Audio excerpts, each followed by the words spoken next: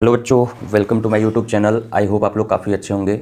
आज जो हमारा टॉपिक है जिसके बारे में हम लोग को पढ़ना है वो क्या है बच्चों? रिफ्लेक्शन है, जो कि क्लास 10 के लाइट चैप्टर से बिलोंग करता है। रिफ्लेक्शन का डिफिनीशन क्या कहता है? When any ray of light strikes on any surface and gets bounce back in the same medium, तो वहाँ पर जो प्रोसेस होता है वो क्या होता है? रिफ्लेक्शन होता है।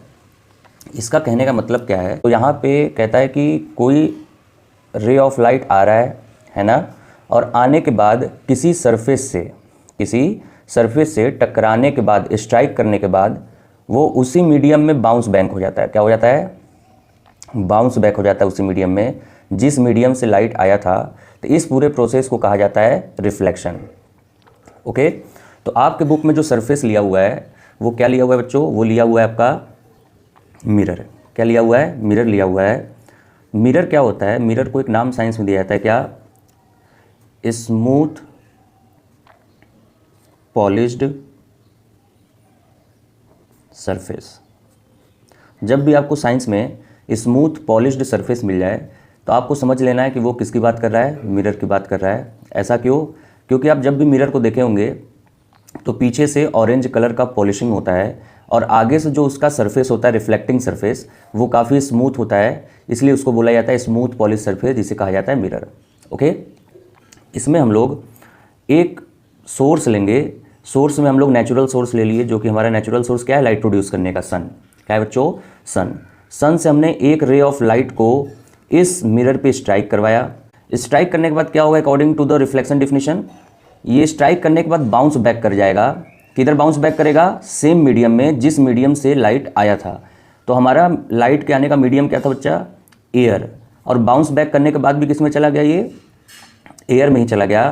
तो यहाँ पे क्या हुआ? यहाँ पे हुआ आपका रिफ्लेक्शन। ओके, जो रे हम लोग इस पे स्ट्राइक करवाए थे, उस स्ट्राइकिंग रे को बोला जाता है बच्चों साइंस में इंसिडेंट रे। क्या कहा जाता है? Incident ray. ओके, और जो स्ट्राइक करने के बाद बाउंस बैक कर गया रे, उस रे को रिफ्लेक्शन में बोला जाता है रिफ्लेक्टेड रे। क्या बोला जाता है बच्चों? Reflected ray. सरफेस पे वो पॉइंट जहाँ पे इंसिडेंट रे स्ट्राइक किया था, उस पॉइंट को बोला जाता है बच्चों पॉइंट ऑफ इंसिडेंस। क्या बोला जाता है? पॉइंट ऑफ इंसिडेंस कहा जाता है ना। तो इस पॉइंट ऑफ इंसिडेंस से हम एक इमेजिनरी लाइन पास करते हैं, और उस इमेजिनरी लाइन को नॉर्मल लाइन कहा जाता है, जो कि सरफेस से, मिरर से 90 डिग्री परपेंडिकुलर एंगल बनाता है। तो देखिए कैसे बनेगा ये।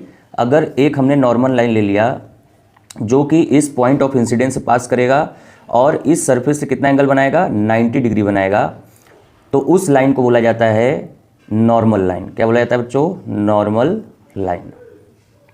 इतनी बात क्लियर है? तो नॉर्मल लाइन एक तरह का इमेजिनरी लाइन होता है, जो कि रिफ्लेक्शन में आपको दिखेगा नहीं, लेकिन डायग्राम में हम लोग इसे बनाते हैं क्योंकि हमें दो एंगल्स क्रिएट करना पड़ता है, जिसे हम लोग कहते हैं angle of incidence and angle of reflection.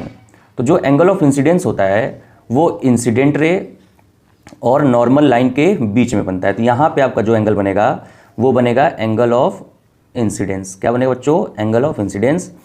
फिर उसके बाद सेकेंड जो एंगल बनेगा वो बनेगा नॉर्मल लाइन और रिफ्लेक्टेड रे के बीच में बनेगा।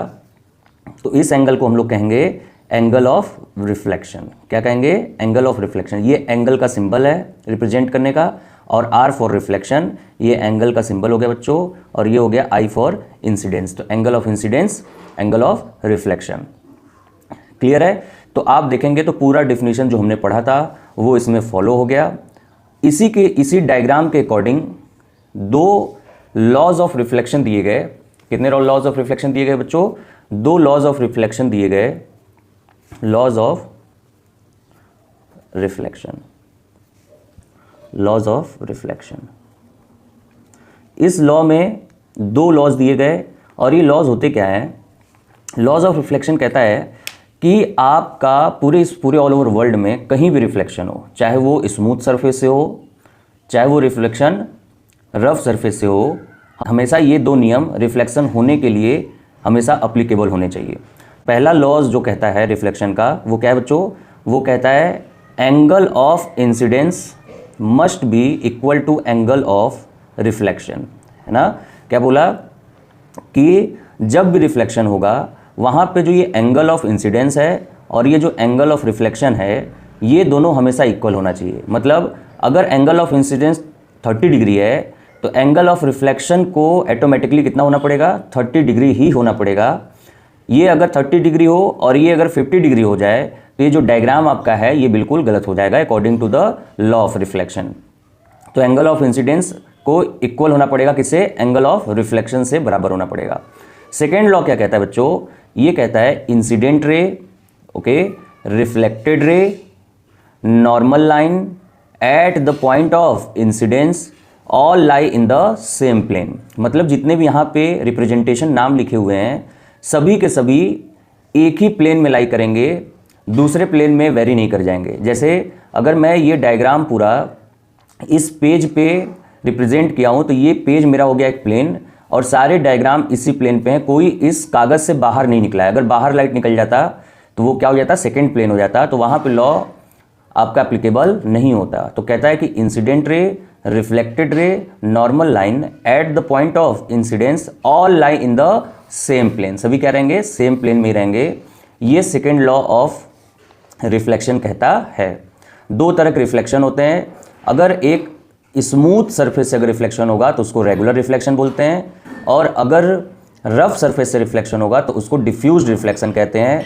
और दोनों में ही लॉ ऑफ रिफ्लेक्शन अप्लीकेबल होते हैं। आई होप आप लोग को क्लास समझ में आया होगा। अगर आपको क्लास अच्छी लगे तो प्लीज़ वीडियो को लाइक कीजिए, चैनल को सब्सक्राइब कीजिए। Thank you so much.